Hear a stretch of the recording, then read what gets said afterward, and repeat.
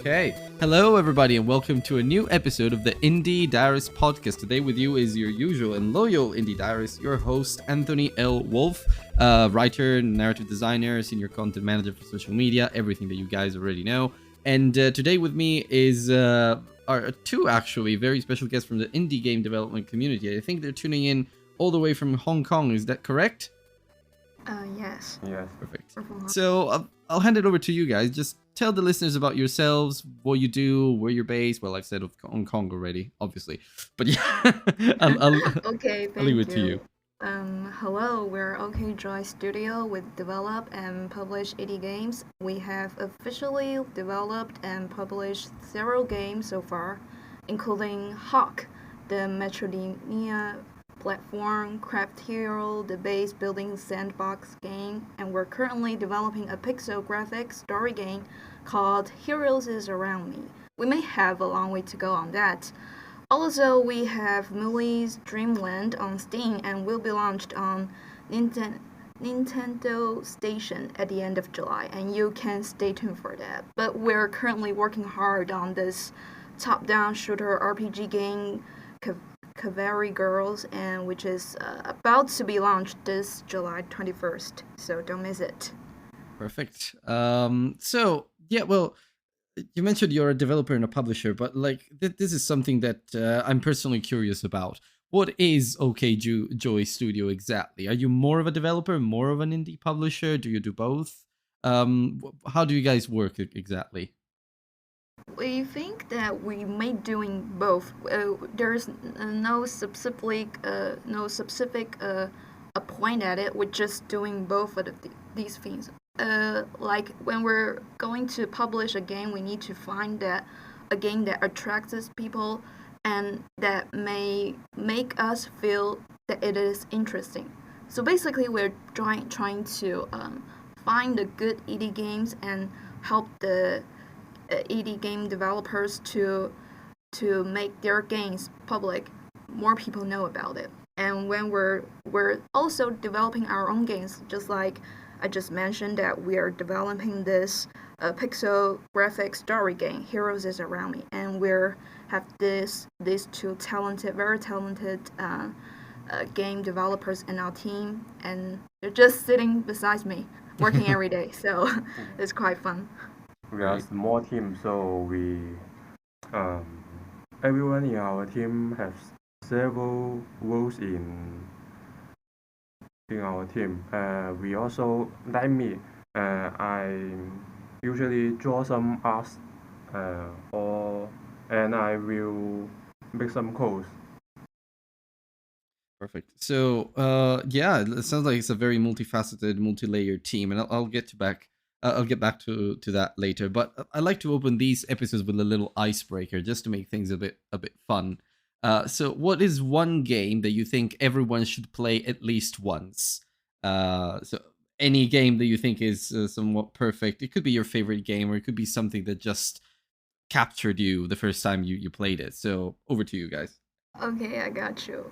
Well, I think this is a rather subjective question, and I'm afraid that I can't name one specific game, but I do have this idea that everyone should try out one genre of games they never tried before. Like if you've never played horror games before, you should find one and dive into it.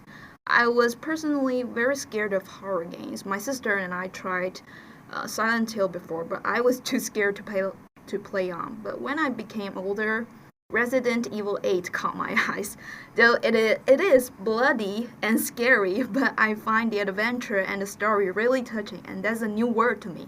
And I also think it is important to try some games that are based on specific cultures. I think people will get a lot of new things from those games too, and I think that's the reason people call game is the knife art. You're continuing absorbing something in, just like reading books. So yeah, I recommend people to try the games they never experienced before.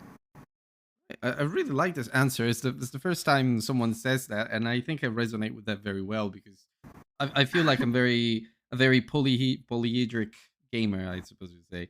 So Okay, I like to play a lot of different things. So I totally agree with you. I think once you start exploring genre outside of your comfort zone, you will find some things that you didn't know that you enjoyed. For example, I found that I like puzzle games after all, and I thought I wouldn't. Or I really like rhythm games. I wish there were more of those.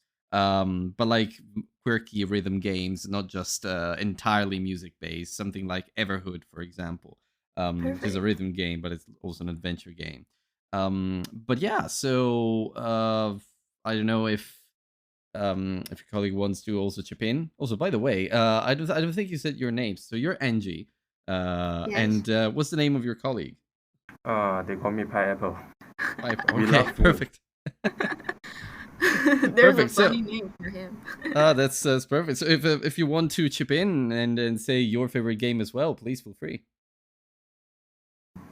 My favorite game is Death Stranding. Death Stranding. Oh right, yeah. That's a great choice Yeah. there. Yeah, It's a special game. Um, very special.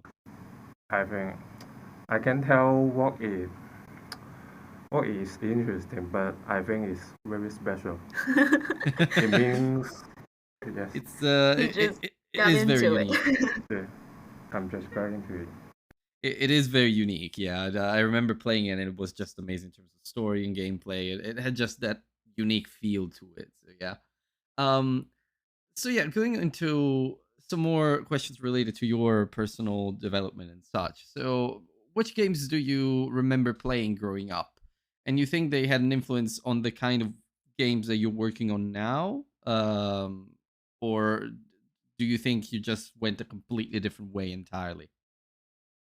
Well, I personally only remember I growing up playing some web games like all sorts of little games in a web page, including business games, action games, car games, shooter games, Okay. basically everything. Uh huh. I also tried my cousin's Game Boy and NDS, PS, and all that stuff. But I play games mainly on PC, and these games run different genres for my basic knowledge to game itself. But later on, I do found one. I found Plants vs Zombies by Popcat Games, Mm-hmm. and there's a fascinating game for an 8 year old. Now I'm a loyal player for this RPG mobile game, Arknights. Oh, I okay. don't know if you heard that. I haven't heard of that, but And definitely heard of Plants vs Zombies, of course. Yeah, that's yeah, you can find that they share many wonderful features of tower defense games in common, and I love them. And as for how do I think they have influence on my work, I think all of these games make me want to get into this industrial to work, and that's the biggest inspiration they gave me. Yeah, really. perfect. Yeah. Well, I think I can see. I mean, I tried the demo of Cavalry Girls before, Oh, you do? before this podcast, and yeah, it was really fun. I think it has real potential. I'll get to that. But I can see that kind of web arcade feel, and I think it works really well, and it translates into the games that you're not only developing, but you're also publishing from other indie devs. It just shows that you have that kind of interest. Yeah, that's really interesting. Uh, yeah, but in terms of working with games, when did you realize you wanted to work in games? Was there like a very specific moment where you were like, "Oh yeah, this is what I really want to do," or did it just happen? Some people it just happens. Don't know I how. think I okay, I got you. I think I just answered the question really in my last answer. There wasn't a specific age though. It was just that you growing up around these amazing digital artwork Mm-hmm. and they made you wonder, I want to be a part of them. I want to create something like that. Or at least just let me be a part of it. So yeah, there's not a specific moment, but just when you're growing up, you like them, you get interested in it, and you want to be a part of it. Yes, Yeah, yeah. gradually. I could totally relate. Yeah, playing them. Then there usually for me there was one game specifically which is To the Moon, and it's like this narrative adventure game and just very short, but it has such a beautiful story that it showed me what you can really do with games and interactive fiction. So it got me Okay. into Did you writing games. remember the name of the game?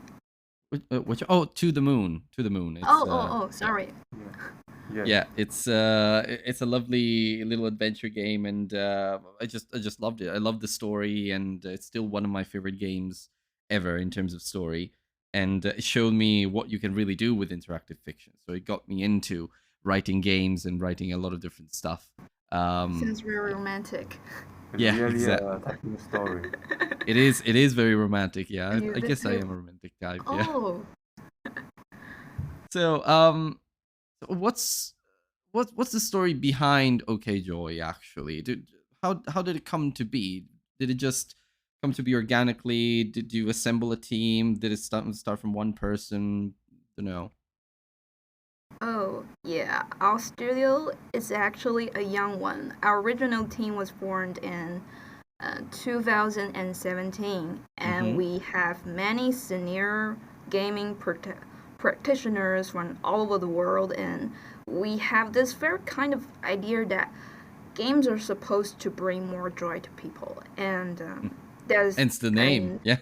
yeah, that's a fine thing to do, and it's an okay thing to do. Yeah. So you can see how we get our name of the studio. It's really fun and casual, and we may differ from other game studios. A lot of game studios are formed because they want to make this one specific game Mm-hmm. and that they dreamed of, and I think it's really cool. Well, but our studio is more about creating and finding wonderful games at the same time to bring more joy to people, to players, and yeah, that's our differences. But I think we're both very cool game lovers in this industry. Yeah. Yeah, and actually, you just answered my next question, which was, what would you say is the mission of OK Joy? And you said just bringing joy to people, making fun experiences, and all of that. And I think it's very noble and a great thing to aspire to do. Um, and and yeah, you do make a lot of different games. I see that you have a few games published in Steam, and as you mentioned, you have like an extensive portfolio of other stuff.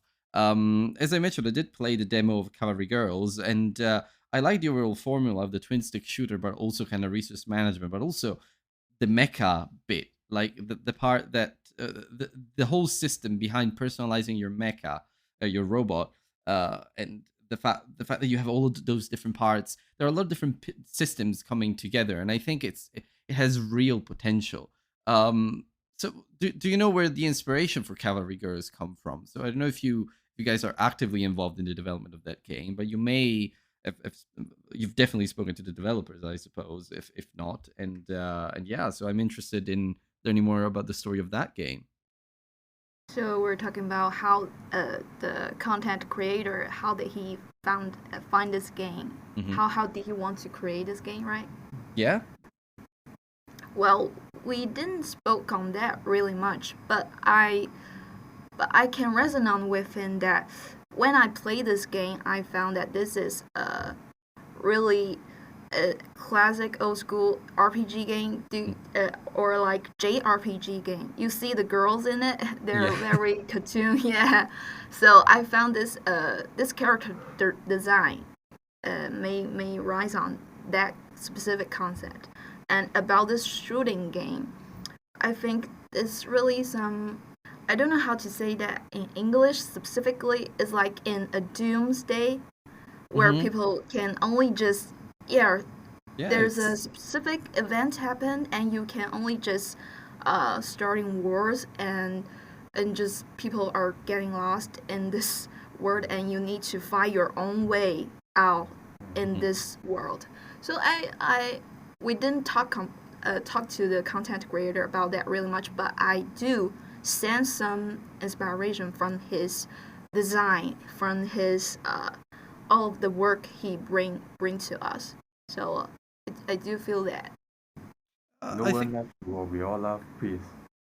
Yeah, yeah. Yeah, well, I can see the post-apocalyptic inspiration, and as you say, like a doomsday type content, kind of after the Armageddon, and it's also technological and stuff. I think what's interesting about Cavalry Ghost is that it can attract a very specific niche, the people that are interested in everything that you said, but also kind of more the strategic type, the more technical type, the kind of people that like to get very deep into the mechanics of a game and explore them, because I feel like there are so many ways to customize your robot there that the Yeah. people who have a bit more of a technical, no, not technical, but tactical approach to games, they're going to enjoy it very much. So yeah, that's Yeah, you can find that when you're playing this game, the touch, the feel is quite real. mhm. Yeah. Yeah, yeah.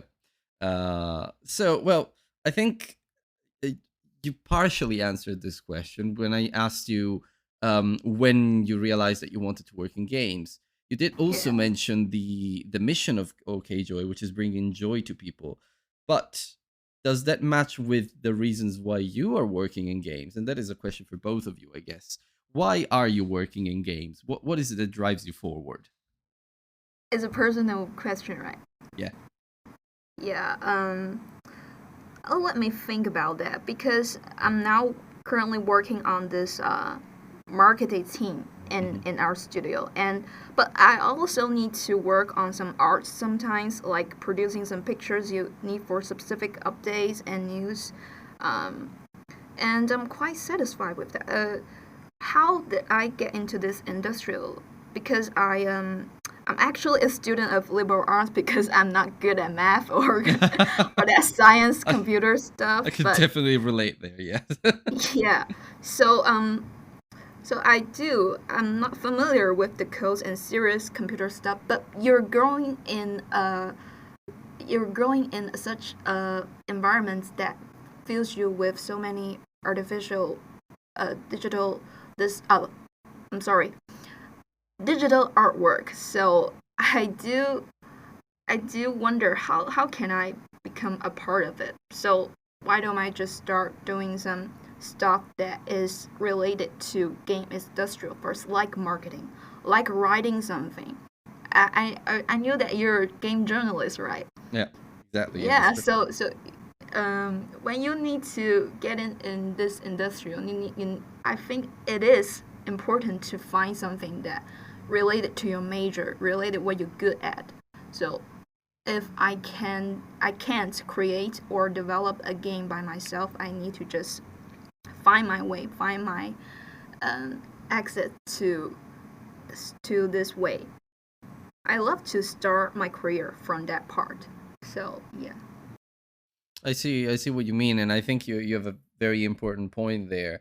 Um, like it's not easy to get into this industry because it's very Yeah. closed. That there are a lot of gates and all of that. There's a lot of gatekeeping too. So if you can get in by doing what you like and then expand, or something that relates to your main area of expertise, then I think it's one way to approach it, and also you're going to love it a lot more. And well, I guess I can see you just nodded there, and you were saying that you agreed to that. So, if you could change one thing about the games industry, what would it be? Is there something that you don't like about the industry that you would like to make better, or something that you would like to change in the way it's working? In my case, it's, as I mentioned, the fact that there's a lot of gatekeeping, and a lot of people who want to get in, they find it incredibly difficult. But yeah, it could be something else. A lot of people in this podcast say funding, for example. I wish it were easier to get funding. Yeah, well, that makes sense, I guess. But is there anything that comes to your mind? Well, I, I did remember that you posted a tweet on Twitter. It's about a debate about the story and the gameplay, right? Yeah. Uh huh. Yeah, and that resonates me very much because I personally, even though I play many games and was attracted by their gameplay, their features, their settings, but when I just found that, like I said, Resident Evil 8, I found the story really touching, and that's Hmm. why I wanted to play this bloody and scary games because the relationship and the feelings in it really make me touch and make me wonder how would this lovely story happen in such a scary world. And yeah, I think the story attracts me more than the settings itself. And later on, I also play some uh all Otami games. I don't know how to pronounce that in English. It is a basically RPG game, but it is set in the court of a female. So Oh, okay. All right. yeah. I didn't know there was a specific term for those. Yeah, okay. Uh I I think it should pronounce Otemi. oh, O Temi. Oh T. yeah, okay. Yeah yeah yeah yeah Yeah. yeah. Yeah, Yeah, I those get that are now. all about stories too. There's nothing about the specific gameplays that would attract you. It Mhm, just will attract you by a story. It's like a fictional fictional novel. It sounds yeah. like that. Yeah. So when you're getting into this game, I think that story really matters more than sometimes more than the gameplay itself because uh, the story conveys the specific idea that the game developers want to convey, and all of the concepts, the words you want to say, maybe just lies within the story itself. So all sometimes I think the gameplay or the settings or the arts and all these effects, that visual effects, that is just one. They're just background to or a stage to make the story happen. Mhm. Yeah. So I if I do want to change one thing in game, I want to make people or practitioners in the industrial to pay more attention about what you're trying to convey, what Mhm. your story is about. Yeah. Yeah, if I want to change one thing, I think it would be it. Yeah, I like what you say. And what NG for listeners context, more context for listeners. If you haven't seen that thread on my Twitter profile, basically what NG is referring to is I've posted one tweet where I asked what comes first for indie game developers, if it's gameplay or it's story or if the two should go together. My personal stance is that two should go together, but also as a writer I find it very difficult to not like narrative driven games if they're written well. So I totally agree with you. I think a lot of games in AAA, but sometimes in the indie space as well. They focus a lot on the gameplay element, which is fine if they're very simple and all of that. But usually, I find that the most touching, the most compelling, the most interesting games are the ones that blend the two elements together, where gameplay and story work side by side. And I think there's a lot of potential for those there. So now we've talked a little bit about OKJOY and your role in it, but like as as someone who's working both as a well, maybe not you personally because you do some art, but like as a studio that's working both as a developer and as a publisher, what kind of challenges have you encountered? Like, what have you found some specific challenges to the fact that you're basically trying to do two things at once in the industry, which is already where it's already hard to do one, if you know what I mean. So yeah. Uh, yes, but I don't think it's very hard to do both at once because Hmm. we we grew up in for like how many times, how many years? About 5 or 6 years, I Hmm. think, and we have recruited many members to join us. And as I was saying that we have these two talented game developers in our team who are just currently working on their project, and we have a marketing team like me. I'm a member of it, and we trying to uh, how to run an account, how to run everything a game need to a game need more spotlight, and we need to work on that to know what can we do is the best for this game. And yeah, we have many members working on different ways uh, to do the work, like developing and marketing and arts and uh, Coding. yeah, coding. Yeah, they're very much thing to do, and we have different members to work on that. Yeah, so I don't think it's very difficult for us. Great. So basically, you built the team to be cross-functional and multifunctional, so it kind of Yes, serves your yes, purpose yes. and it works. That's really good. Yeah. Also, your story is kind of a testament to patience, and because I know personally, having worked on a lot of projects in my spare time, I know that growing from zero and starting from zero is always a bit of a chore. It's always difficult to get from zero to a very tangible result. But with Yes. time, actually, you've grown and you've published a lot of very interesting and colorful and amazing games. So that's really Yes. good.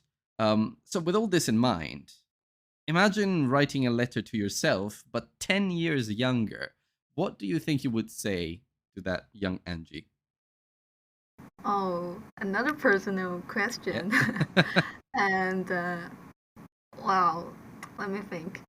Uh, Maybe stay true, just Hmm. to yourself. And I don't think that there's anything that I would have changed in my past 10 years. I think everything was. I wouldn't say everything was on the right track, but I don't think there's specific need to change anything. And all I can advise to the younger myself is that just stay true to yourself and just don't change. Yes. Yeah, well, that's a perfectly reasonable answer, and I like that. So that's great. Right. Lastly, to wrap it up, a little bit of a fun question for you too. If you had unlimited budget and time, what game would do you think you would create? Is it about a genre or one specific game? Could be anything. Like imagine having infinite budget and infinite time. What is the ideal game that you would make?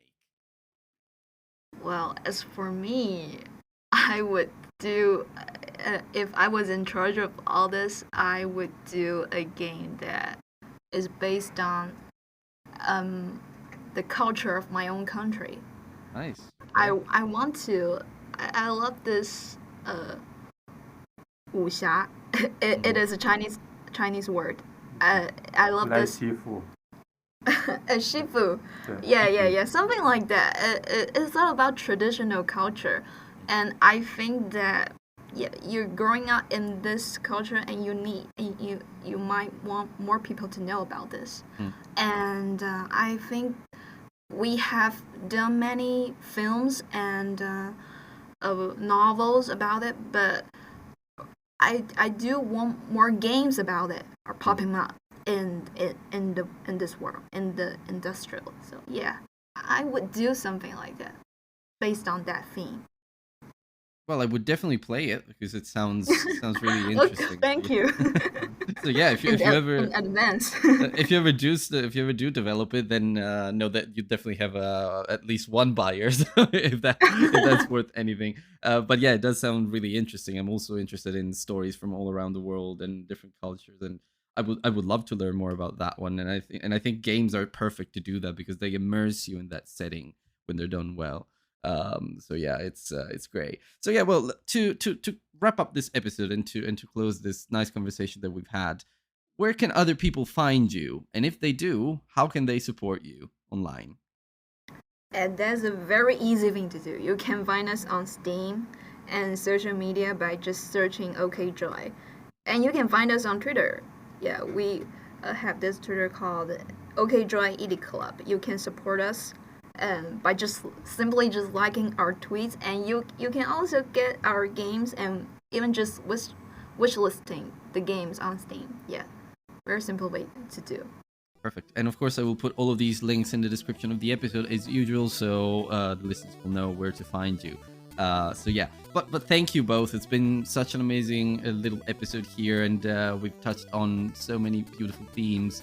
Yeah, thank you so much for your time, and yeah, I guess I'll speak to you later. Oh, thank you.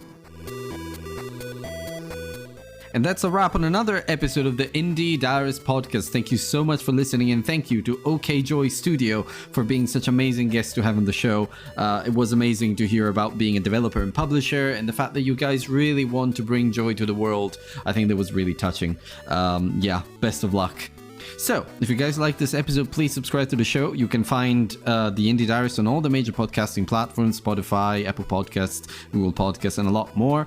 And you can also find links to everything relative to the show on theindiediarist.com, including a link to my Discord server, a link to my Twitter profile, Patreon, and Coffee if you want to support the show and keep it a listener-supported show for as long as possible.